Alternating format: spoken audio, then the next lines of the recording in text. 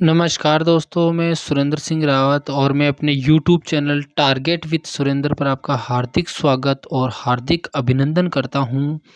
दोस्तों, जैसा कि आपको पता है, मेरे चैनल का नाम जो है टारगेट विद सुरेंद्र जो है, आप सब लोग जानते हैं और जो लोग नहीं जानते हैं, एक बार देख लीजिए। और यहाँ पर मैं बहुत ही बेसिक चीज़ आपको बताने वाला हूँ और इसके बारे में मुझे लगता है कि काफ़ी समय से मुझे ज़रूरत थी कि मुझे बताना चाहिए। इसीलिए मैं आज जो वीडियो बना रहा हूँ उसमें शॉर्ट एंड स्वीट, है ना? किसकी तैयारी करें? काफ़ी लोगों के ये प्रश्न होते हैं भाई कि हम किसकी तैयारी करें? तो सबसे पहले मैं मेरा व्यक्तिगत जो राय है और मेरा व्यक्तिगत जो अनुभव है, उसी के आधार पर आपको बताऊँगा। जैसे कि आपको पहले ही पता है, मैं सेकंड ग्रेड 2016 और उसके बाद 2018 दोनों एग्ज़ाम मैंने दिए। दोनों एग्ज़ाम में मैं क्वालिफ़ाइड रहा और मैंने जॉइनिंग मेरी 2016 वाली रखी। तो मैं जो भी चीज़ बताऊँगा वो जेन्युइन होगी, वास्तविक होगी और मेरे अनुभव के आधार पर होगी, मेरी व्यक्तिगत राय होगी। अब आप डिसाइड करिए कि ये मेरे लिए कितना उपयोगी है और कितना नहीं। मेरे चैनल का मुख्य उद्देश्य है काउंसलर के रूप में, सलाहकार के रूप में काउंसलिंग करना, कि भाई कोई तैयारी कर रहा है तो उसको मेरी तरफ से कोई थोड़ी बहुत हेल्प मिल सके तो उसके लिए। दूसरा, अगर किसी को सिर्फ सेकंड ग्रेड एसएसटी का अगर कंटेंट चाहिए तो वो मेरे से संपर्क कर सकता है। दूसरी बात, इस वीडियो को आप बिल्कुल भी स्किप मत करना, क्योंकि इस वीडियो में आपको सेकंड ग्रेड, चाहे आप किसी भी सब्जेक्ट से हो, आपको एक तो ये पता चलेगा कि फर्स्ट ग्रेड, सेकंड ग्रेड और थर्ड ग्रेड में से किसकी तैयारी करनी चाहिए।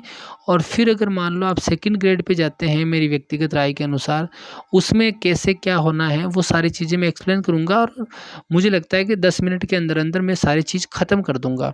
तो वीडियो पे आप बने रहिएगा और कहीं मत जाइएगा। चलते हैं नेक्स्ट में मैंने यहाँ नीचे लिखा है किसकी तैयारी करें। अब उसमें आपके पास में ऑप्शन 3 अवेलेबल है। एक है आपके पास में सेकंड ग्रेड, सॉरी, आपके पास में 3 ऑप्शन अवेलेबल है। फर्स्ट ग्रेड, दूसरा ऑप्शन है आपके पास में सेकंड ग्रेड और तीसरा ऑप्शन है आपके पास में थर्ड ग्रेड। आप तीनों ऑप्शन में से आप कहेंगे सर किसकी तैयारी करें? मेरी व्यक्तिगत राय, क्योंकि मैंने, ये मान लीजिए आप तीनों एग्ज़ाम दिए हैं और मुख्य रूप से जब मैंने तीनों एग्ज़ाम दिए और उसके बाद में फाइनली रूप से मैं इस कॉन्क्लूज़न पे पहुँचा कि मुझे अब किसकी तैयारी करनी चाहिए, और उसमें मैंने डिसाइड किया था सेकंड ग्रेड। हालाँकि उस समय फर्स्ट ग्रेड की वैकेंसी भी थी, लेकिन मैंने सेकंड ग्रेड को डिसाइड किया क्योंकि मैंने मेरी स्किल्स को पहचाना और मेरी स्किल्स ये कह रही थी कि मुझे सेकंड ग्रेड की तैयारी करनी चाहिए। अब आप भी, है ना, बहुत सारे, है ना, राय देने वाले होते हैं, सब कुछ होते हैं। मैंने भी राय ली थी, बहुत सारी चीज़ें की थी, लेकिन आपका अंतिम डिसीजन आपका होना चाहिए। और मेरी व्यक्तिगत राय और मेरा अनुभव तो मैं आपके पास आपके साथ एक्सप्लेन कर ही रहा हूँ अभी, जस्ट आप सुन ही रहे हैं ना। तो मान लीजिए मेरी व्यक्तिगत राय ये है कि तीनों एग्ज़ाम को देने के बाद में मेरी व्यक्तिगत राय ये है कि, और मेरा अनुभव ये है 10 सालों का, कि आपको सेकंड ग्रेड पे जाना चाहिए। उसके मैं बहुत सारे रीज़न गिना सकता हूँ आपको, लेकिन वीडियो लंबा हो जाएगा। इसीलिए मैं शॉर्ट में यही मेरा अनुभव है कि सेकंड ग्रेड की तैयारी करनी चाहिए। अब क्यों करनी चाहिए, इसके बहुत सारे कारण हैं, मैं बता सकता हूँ, अच्छे से बता सकता हूँ, आपको समझ में भी आ जाएगा, लेकिन वीडियो बहुत लंबा हो जाएगा। उसके बाद में अपन बात करते हैं कि अगर सेकंड ग्रेड की अगर अपने को तैयारी करनी है तो किस सब्जेक्ट से करें, किस सब्जेक्ट से करें, क्योंकि बहुत सारे जो स्टूडेंट हैं वो इस बात से कंफ्यूज रहते हैं कि भाई कि हम सेकंड ग्रेड की तैयारी जो है किस सब्जेक्ट से करें।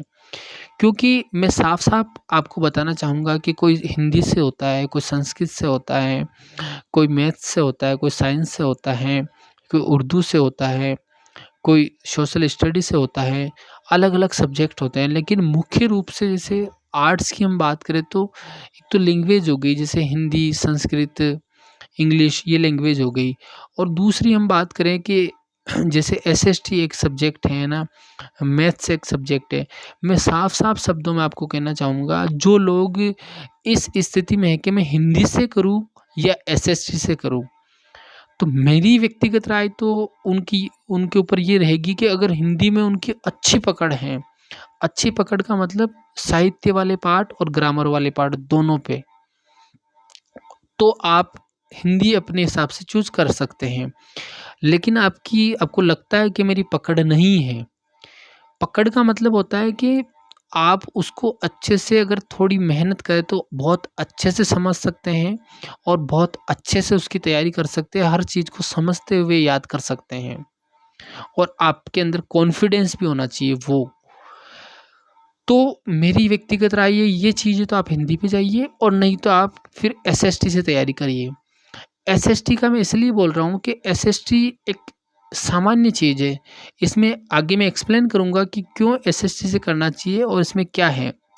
उससे पहले मैं थोड़ी बहुत बात करना चाहूँगा आपके साथ में। एक तो जो इस सेकंड ग्रेड के अंदर 2 पेपर होते हैं मुख्य रूप से। एक फर्स्ट पेपर जो 2 घंटे का होता है और दूसरा जो आपके होता है वो होता है आपके सेकंड पेपर जो आपके 2.5 घंटे का होता है। ये आपको ध्यान में रखना है। उसके बाद में अगर मैं बात करना चाहूँ, नेक्स्ट अगर मैं बात करना चाहूँ तो यहाँ पर सीधी-सीधी बात ये है कि जो फर्स्ट पेपर होता है वो सबके कॉमन होता है। कई लोग ये पूछेंगे सर कि सब्जेक्ट और फर्स्ट पेपर के एग्ज़ाम में कोई गैप होता है? तो नहीं, एग्ज़ाम में गैप होने का सेंस ये है कि क्योंकि सब्जेक्ट 8-9 सब्जेक्ट के पेपर कराने होते हैं और जीके के उनको कॉमन रूप से 2 या 3 पेपर कराने होते हैं। तो किसी के जीके का पेपर आज हो गया तो उसी के सब्जेक्ट का पेपर आज भी हो सकता है, कल भी हो सकता है और परसों भी हो सकता है। 2-3 दिन से ज़्यादा लेट नहीं होता। मैक्सिमम है 3 दिन में सारा मामला निपट जाता है। कुल मिला के फर्स्ट पेपर और सेकंड पेपर किसी के सेम डे हो जाता है, किसी के नेक्स्ट डे होता है, किसी के तीसरे दिन, दूसरे दिन भी हो सकता है। तो कुल मिला के ये सीधी-सीधी बात है। यानी कुल मिला के 2-3 में कोई ऐसी है ना गड़बड़ी हो जाए या ऐसी कोई इश्यू आ जाए जिसमें उनको पेपर को आगे करना पड़े, वो एक अलग मैटर हो जाता है, लेकिन जनरली यही होता है। उसके बाद में यहाँ पर मैं दोनों पेपर सेकंड पेपर की अगर बात करूँ तो यहाँ पर सेकंड पेपर है, वो 2 घंटे और 30 मिनट का होता है। यहाँ पर अगर मैं दोबारा से बात करना चाहूँ तो यहाँ पर देखिए आप फर्स्ट पेपर जो है, फर्स्ट पेपर में आपके 100 प्रश्न होते हैं और 200 अंकों के होते हैं, जबकि सेकंड पेपर जो होता है उसमें 150 क्वेश्चन होते हैं और 300 अंक होते हैं। अब यहाँ पर मैं फिर से आगे आपको एक्सप्लेन करना चाहूँगा कि यहाँ पर जो 100 प्रश्न और यहाँ पर जो 100 प्रश्न और 200 अंक हैं, उसके बारे में बताना चाहूँगा। उसमें क्या-क्या आता है आपके, उसमें राजस्थान जीके आता है, राजस्थान करंट अफ़ेयर आता है, इंडिया जीके आता है और वर्ल्ड जीके आता है और एजुकेशनल साइकोलॉजी आती है।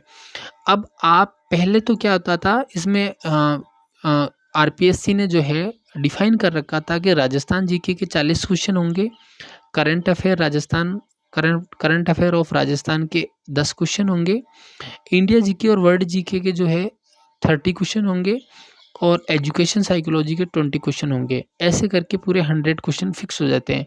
लेकिन ये जो डिफ़ाइन वाला मामला है, ये वर्गीकरण वाला मामला था, ये लास्ट टाइम हटा दिया था इन्होंने और अब इसमें ऐसा कोई लिमिट नहीं दे रखी है। हालाँकि क्वेश्चंस लगभग उतने ही आते हैं जैसा मैंने बताया अभी, लेकिन फिर भी मैं कह रहा हूँ कि अभी ये जो पहले तो बिल्कुल एग्ज़ैक्ट डिफ़ाइन था उनके सिलेबस के अंदर, लेकिन अभी डिफ़ाइन नहीं है। लेकिन फिर भी आप यही मान के चलिए कि जो राजस्थान जीके हैं उनके 40 क्वेश्चन, राजस्थान करंट अफ़ेयर के जो हैं 10 क्वेश्चन, इंडिया और वर्ल्ड जीके के 30 क्वेश्चन और एजुकेशन साइकोलॉजी के 20 क्वेश्चन।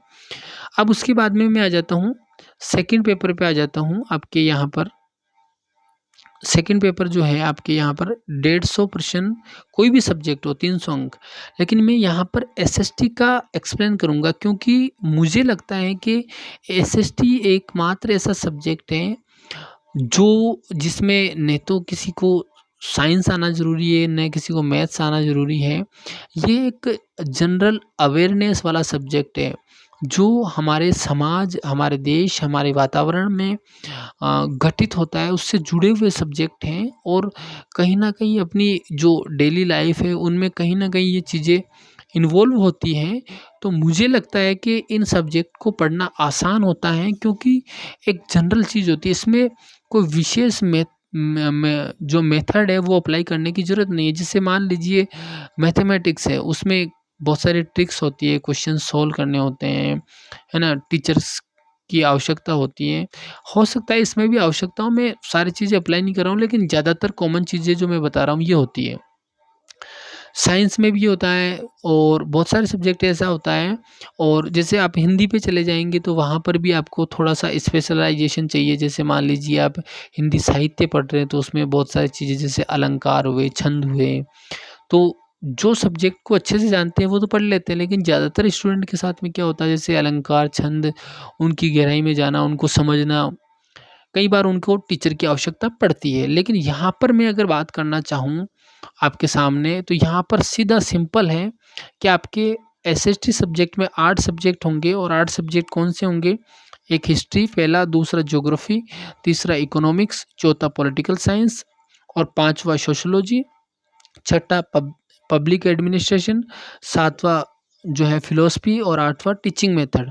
ये 8 सब्जेक्ट हैं। आठों सब्जेक्ट से आप एवरेज मानिए 17 से 18 या 19, 17, 18, 19, या तो किसी सब्जेक्ट में मिनिमम क्वेश्चन आते हैं 17 और मैक्सिमम आते हैं एक सब्जेक्ट से 19।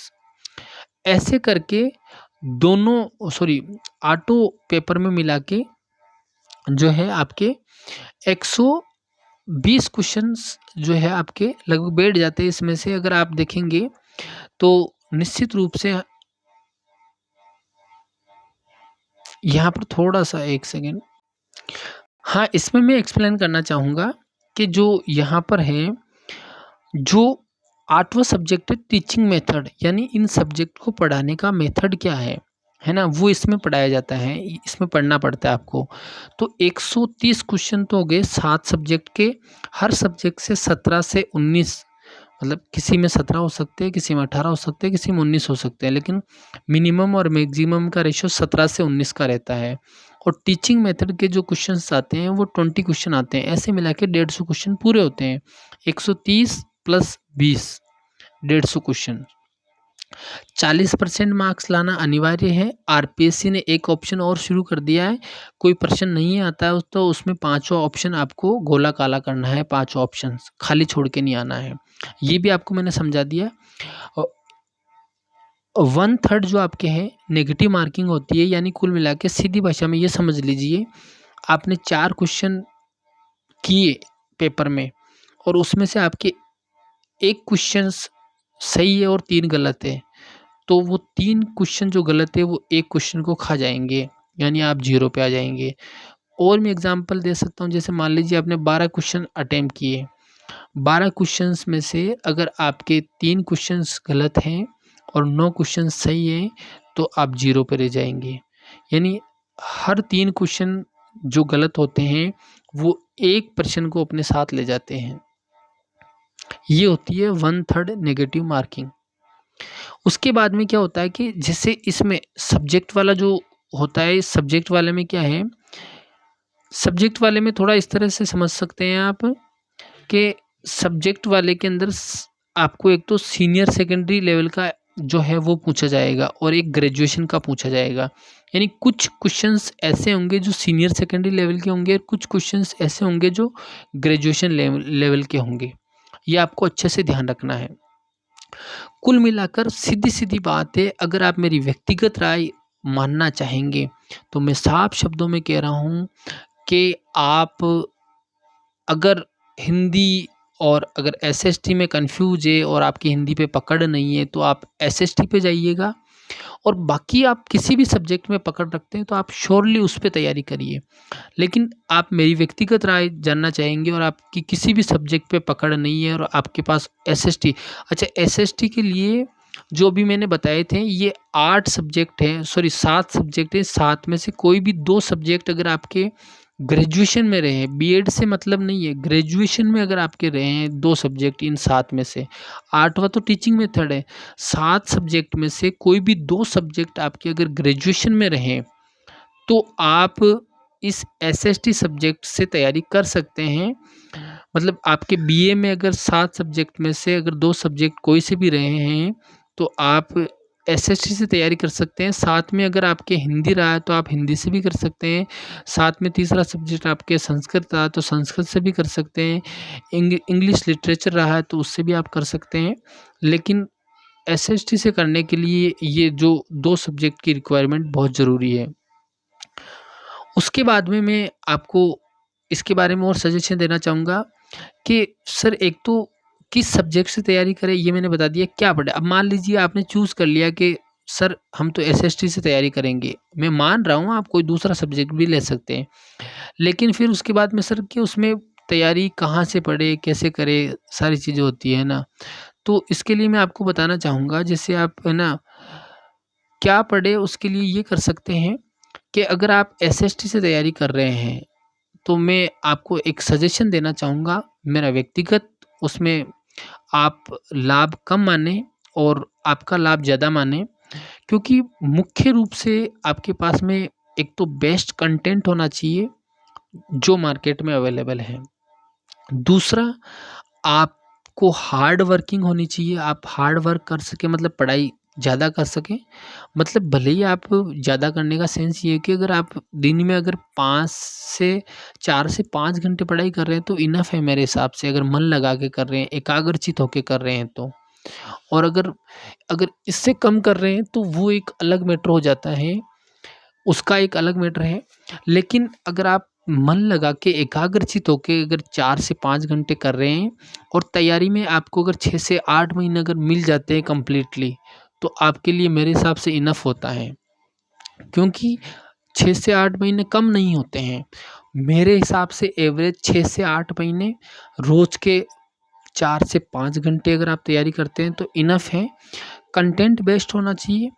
आप हार्ड वर्क का मतलब यही हो गया कि आप 4 से 5 घंटे पर डे 1-1 घंटे का गैप देके, पौन-पौन घंटे का गैप देके 5 घंटे और उसमें एकाग्रचित होके पढ़े, यही आपकी हार्ड वर्किंग है। दूसरा, एक और चीज़ आपको ध्यान रखनी है, स्मार्ट वर्क करें। स्मार्ट वर्क का मतलब आप पुराने जितने भी ओल्ड पेपर हैं उनका बहुत अच्छे से एनालिसिस करें। उसके बाद में उस टॉपिक को पढ़ना शुरू करें। मान लीजिए आपने जीके में, राजस्थान जीके में लोक नृत्य पढ़ना स्टार्ट किया, तो लोक नृत्य से क्या-क्या सवाल पूछे हैं उनका एनालिसिस कीजिए कंप्लीटली। उसके बाद में बेस्ट कंटेंट ढूँढिए कि ये कंटेंट मेरे लिए अच्छा है। अब आप कहोगे ये कहाँ से मिलेगा? ये आप एनालिसिस करने के बाद में मार्केट में जाके, जीके के लिए तो मैं बता रहा हूँ कि आप मार्केट में जाके कोई बुक देखिए और सब्जेक्ट के लिए आप मेरा नोट्स मंगवा सकते हैं जो टू दी पॉइंट और सटीक है। सेकंड ग्रेड एसएसटी के जो नोट्स हैं टू दी पॉइंट और सटीक हैं।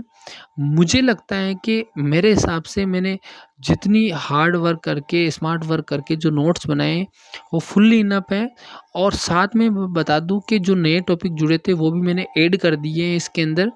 और इसकी प्राइस वगैरह जो है वो आप मुझे, मेरे कॉलिंग नंबर है 9887121369, ये मेरे कॉलिंग नंबर और व्हाट्सएप नंबर है। सिंपली आपको नोट्स मंगवाना है तो मुझे व्हाट्सएप पे नोट्स रिक्वायरमेंट लिख के आप मुझे भेज सकते हैं।